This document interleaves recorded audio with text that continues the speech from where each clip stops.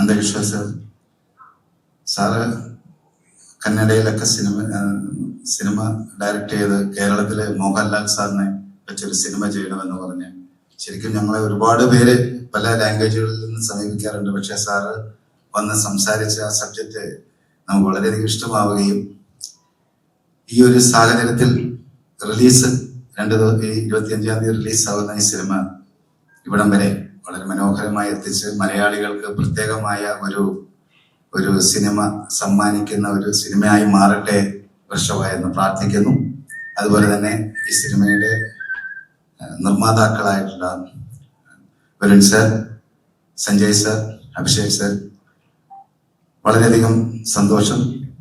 ഇത്രയും വലിയൊരു സിനിമയെ മലയാളത്തിൽ സാധാരണ സിനിമകൾക്ക് അപ്പുറത്ത് നിൽക്കുന്ന ഒരു വിഷ്വൽ ട്രീറ്റാണ് വർഷവായ എന്ന സിനിമ. അതിനെ ഇത്രയും മനോഹരമായി ചിത്രീകരിക്കാൻ നന്ദകിഷോർ സാറിന് സാധിച്ചത് നിങ്ങളിപ്പോഴുള്ളവരുടെ ഒരു സപ്പോർട്ടാണ്. അതിന് സന്തോഷമുണ്ട്.